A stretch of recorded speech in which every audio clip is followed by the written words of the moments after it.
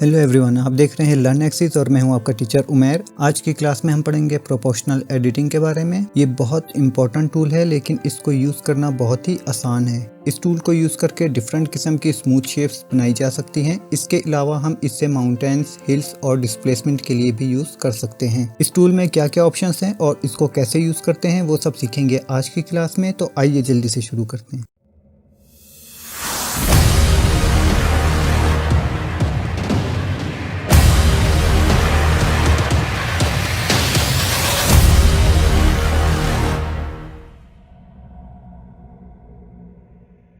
Top main menu के नीचे यहाँ कुछ ऑप्शंस नज़र आते हैं, जिसमें हमने एक क्लास में ये 3D कर्सर, बाउंडिंग बॉक्स और मीडियन वगैरह पढ़े थे। इसके साथ स्नैप टूल है जो कि हम आगे चल के पढ़ेंगे एक क्लास में। इसके साथ है एक और टूल, इसको कहते हैं प्रोपोर्शनल एडिटिंग। इसके साथ एक और ऑप्शन है, यहाँ पे ड्रॉप डाउन मेन्यू है, इसको कहते हैं फॉल आउट। इस पे जब हम क्लिक करेंगे तो इसके अंदर हमें 6-7 डिफरेंट ऑप्शंस मिलते हैं। इन सबको हम देखेंगे कि ये क्या करते हैं और यही इसके सारे फीचर्स हैं। सबसे पहले हम इन तमाम ऑब्जेक्ट्स को यहाँ से डिलीट कर देते हैं। मैं ए प्रेस करूँगा सबको सिलेक्ट करने के लिए और एक्स प्रेस करके इनको डिलीट कर दूंगा। प्रोपोर्शनल एडिटिंग टूल को यूज़ करने के लिए हमारे पास ऑब्जेक्ट के अंदर ज्योमेट्री का ज़्यादा होना ज़रूरी है, ठीक है, तभी ये ज़्यादा इफेक्टिव होता है। तो हम क्या करेंगे कि यहाँ पे समझने के लिए एक प्लेन यूज़ करेंगे। शिफ्ट ए प्रेस करके मैं यहाँ पे एक प्लेन ऐड कर लेता हूँ और एस प्रेस करके हम इसको तकरीबन इतना बड़ा कर लेंगे। राइट, एडिट मोड में जाएंगे और राइट क्लिक करके इसको सब डिवाइड कर देंगे ताकि हमारे पास ज़्यादा ज्योमेट्री ऐड हो जाए इसके अंदर। तकरीबन इतनी काफ़ी है। और यहाँ सबसे पहले मैं ये अपना 3D कर्सर यहाँ से हाइड कर रहा हूँ ताकि आपको देखने में दिक्कत पेश ना आए। यहाँ पे क्लिक करेंगे और यहाँ से 3D कर्सर हाइड कर लेंगे। ये आपका हाइड करना ज़रूरी नहीं है, जस्ट मैं आपकी आसानी के लिए हाइड कर रहा हूँ ताकि आपको ये डिस्टर्ब ना करे, ठीक है। तो यहाँ से हमारा वर्टेक्स मूड सेलेक्ट है। अगर मैं यहाँ से एक सेंटर वाला ये वर्टेक्स सेलेक्ट करूँ और जी प्रेस करके छोड़ूँ और जेड प्रेस करूँ तो ये कुछ इस तरह से बिहेव कर रहा है, आप देख सकते हैं, राइट। लेकिन अगर मैं यहाँ से प्रोपोर्शनल एडिटिंग को ऑन कर दूँ, इसको आप शॉर्टकट की से भी इनेबल कर सकते हैं या ऑन कर सकते हैं। अगर आप कीबोर्ड से ओ प्रेस करेंगे, ठीक है, आप इस पर क्लिक करके भी यहाँ से एक्टिवेट कर सकते हैं। इसके अलावा आप ओ प्रेस करके भी इनेबल और डिसेबल इसको कर सकते हैं, राइट। तो प्रोपोर्शनल एडिटिंग को ऑन करने के बाद यहाँ मैं ड्रॉप डाउन मेन्यू से ले लेता हूँ इसके फॉल आउट का ऑप्शन, स्मूथ, ठीक है। इसके ऊपर भी यहाँ दो ऑप्शंस हैं, कनेक्टेड ओनली और प्रोजेक्टेड फ्रॉम व्यू। ये दोनों हम अभी थोड़ी देर में समझेंगे। सबसे पहले हम देख लेते हैं कि ये स्मूथ फॉल आउट क्या वर्क करता है। इसको सिलेक्ट कर लेंगे और मेरा ये सेंटर वाला जो वर्टेक्स है ये सिलेक्ट है इस टाइम। और अब मैं जैसे ही कीबोर्ड से जी प्रेस करूंगा तो अब आपको मेरे कर्सर के साथ एक छोटा सा ब्रश टाइप कुछ बना हुआ नज़र आ गया, जैसे कि फ़ोटोशॉप का ब्रश हुआ करता था, जिसको आप अपना माउस का व्हील स्क्रॉल करके छोटा बड़ा कर सकते हैं, राइट। मैं माउस व्हील स्क्रॉल कर रहा हूँ तो आप देखें कि ये छोटा बड़ा हो रहा है और इसके साथ ही आपको इसको कुछ इम्पैक्ट भी नज़र आ रहा है बाकी वर्टिसेस के ऊपर। तो अगर मैं इसको Z प्रेस करके Z एक्सिस में लॉक करके माउस ड्रैग करूं ऊपर की तरफ तो आप देखें कि ये फॉल आउट कर रहा है बहुत स्मूथली Z एक्सिस में। और अगर मैं इसका जो ब्रश साइज है वो छोटा बड़ा करूं तो आप देखें कि ये किस तरह बिहेव कर रहा है, राइट।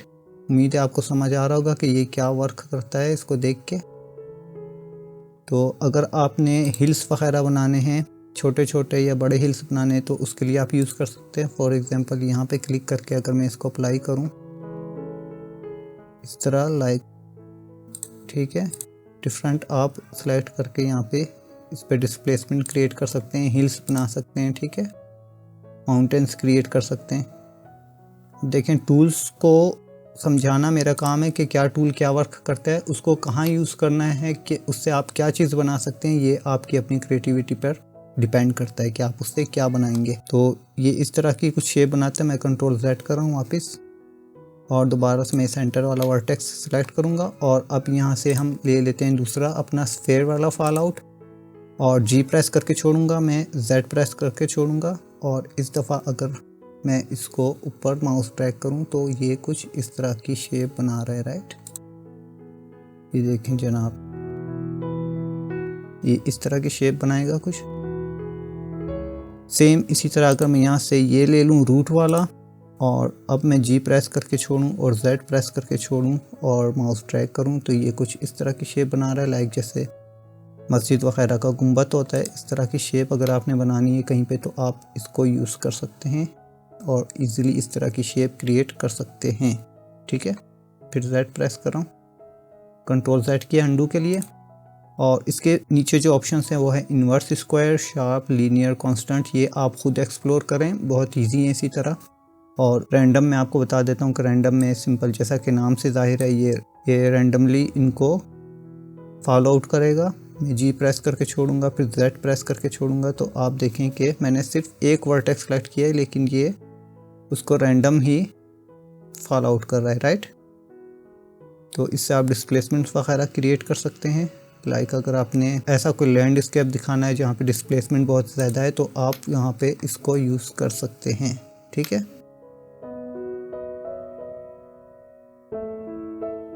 कंट्रोल जेड किया वापस। अब हम समझते हैं इसके बाकी के दो ऑप्शंस जो ये हैं connected only. Connected only say पहले हम समझ लेते हैं प्रोजेक्टेड फ्रॉम व्यू।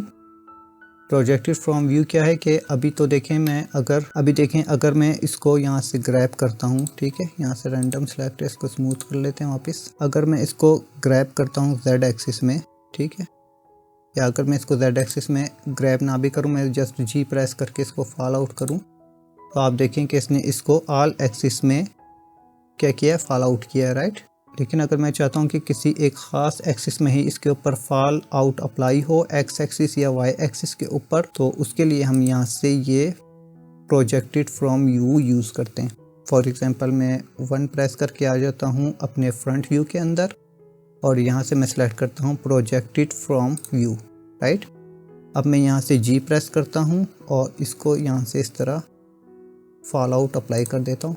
और अब अगर आप देखें तो इसने इसको सिर्फ क्या किया है, एक्स एक्सिस में इसके ऊपर फॉल आउट अप्लाई किया, राइट। सेम इसी तरह कंट्रोल जेड करके 3 प्रेस करता हूँ, मैं वाई एक्सिस में आ जाता हूँ और अब अगर मैं जी प्रेस करके छोड़ूँ, इस पर फॉल आउट अप्लाई करूँ तो अब आप देखें इसने इसको वाई एक्सिस में फॉल आउट अप्लाई किया। तो अगर आपने सिर्फ एक स्पेसिफिक एक्सिस के ऊपर ही या एक स्पेसिफिक व्यू के ऊपर इसको अप्लाई करना है तो आप यहाँ से प्रोजेक्टेड फ्रॉम व्यू सेलेक्ट कर सकते हैं। अब हम देखेंगे कनेक्टेड ओनली का ऑप्शन, कंट्रोल जेड कर लेते हैं। कनेक्टेड ऑप्शन क्या है, फॉर एग्जांपल मैं इसको 7 प्रेस करता हूँ और इसके बीच से कुछ हम वर्टिसेस डिलीट कर देते हैं, लाइक ये वाले हम डिलीट कर देते हैं एक्स प्रेस करके। और अब आप देखें कि ये 2 सेपरेट हमारे पास ऑब्जेक्ट्स आ गए, राइट। ऑब्जेक्ट तो ये एक है लेकिन ये 2 सेपरेट पार्ट्स हैं, डिफरेंट। अभी अगर आप देखें कि मैं इसको सिंपल नॉर्मली अगर मैं यहाँ से कोई एक वर्टेक्स सेलेक्ट कर लेता हूँ, फॉर एग्जांपल मैं ये कोने वाला सेलेक्ट कर लेता हूँ और अब मैं यहाँ से जी प्रेस करता हूँ और जेड प्रेस करता हूँ और इसको मैं अगर छोटा बड़ा करके मूव करूँ फॉल आउट को तो आप देखें कि ये दोनों को अफेक्ट कर रहा है, राइट। ये दोनों के ऊपर असरअंदाज हो रहा है अभी। लेकिन अगर मैं यहाँ पे आके कनेक्टेड ओनली पे क्लिक कर दूँ तो अब क्या होगा कि जो मेरा वर्टेक्स सेलेक्ट है और इसके साथ जितने भी लिंक्ड या कनेक्टेड वर्टिसेस हैं ये सिर्फ उसी को अफेक्ट करेगा। लाइक मैं जी प्रेस करके छोड़ूँ, अब आप देखें कि ये सिर्फ राइट वाले पार्ट पे ही अफेक्ट कर रहा है, लेफ़्ट वाले को ये अफेक्ट नहीं कर रहा, राइट। इसी तरह अगर मैं यहाँ से कोई वर्टेक्स सेलेक्ट कर लूँ और अब अगर मैं इस पर फॉल आउट अप्लाई करूँ तो आप देखें अब ये सिर्फ लेफ़्ट वाले पे ही अफेक्ट कर रहा है, राइट। ये देखें राइट पार्ट को इसने बिल्कुल भी अफेक्ट नहीं किया, कोई मुतासिर नहीं किया उसको, ठीक है। तो आपको उम्मीद है कि ये ऑप्शन समझ में आ गए होंगे, प्रोजेक्टेड फ्रॉम व्यू भी और कनेक्टेड ओनली भी।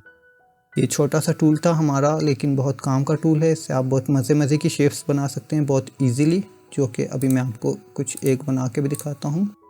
यहाँ से न्यू फाइल ले लेते हैं,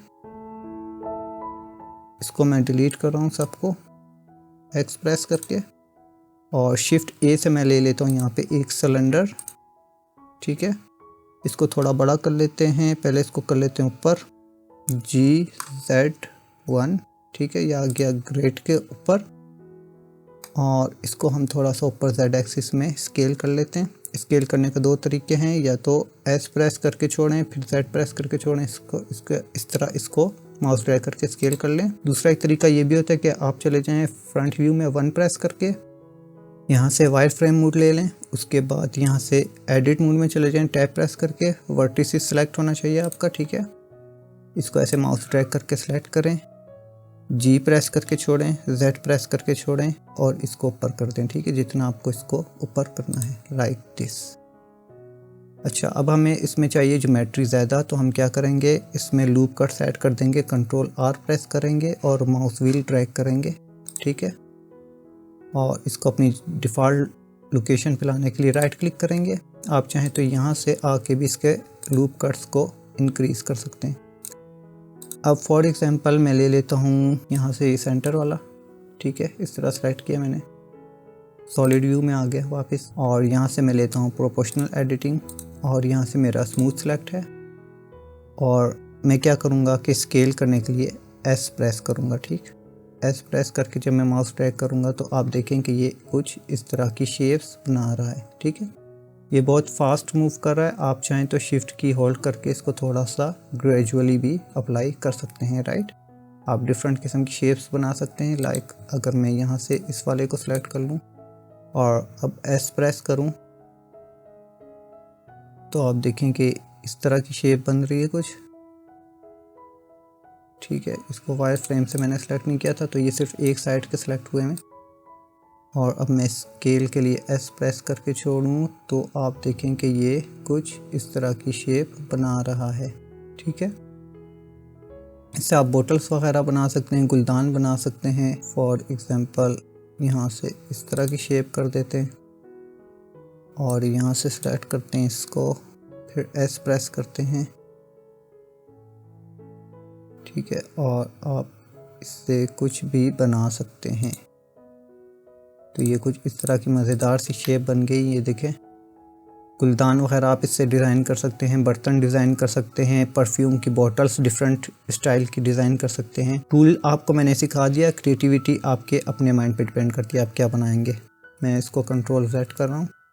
आप चाहें तो इसमें से डिफरेंट शेप्स अप्लाई कर सकते हैं, लाइक अगर ये स्फेयर वाला ले लें और अब इसके ऊपर वायर फ्रेम मोड में जाके अप्लाई करके देखें स्केल, तो ये डिफरेंट किस्म की शेप्स आप इससे क्रिएट कर सकते हैं इजीली,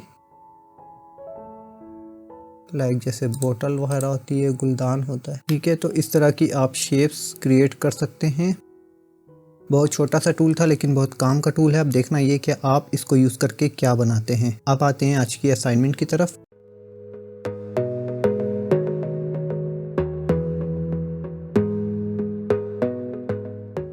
जी जनाब, आज की असाइनमेंट ये है कि आपने प्रोपोर्शनल एडिटिंग टूल को यूज़ करके कोई अच्छी सी शेप बनानी है, कोई न्यू शेप क्रिएट करनी है। और इसके अलावा आपने जो मैंने ऑप्शंस यहाँ पे छोड़ दिए हैं, inverse square, sharp, linear, constant, इनको आपने खुद से एक्सप्लोर करना है और उसका स्क्रीनशॉट लेके ग्रुप में शेयर करना है असाइनमेंट के तौर पे, प्रैक्टिस के तौर पे, ठीक है, ताकि आपकी प्रैक्टिस भी हो सके। और देखते हैं कि आप में से कौन क्या बना के वहाँ पे शेयर करता है, आपकी क्रिएटिविटी देखते हैं। शॉर्टकट कीज की मैंने आपको बता दी, O है, कीबोर्ड से जब आप O प्रेस करेंगे तो ये इनेबल और डिसेबल हो जाएगा, राइट। इसके अलावा आप यहाँ पे क्लिक करके भी इसको सेलेक्ट कर सकते हैं।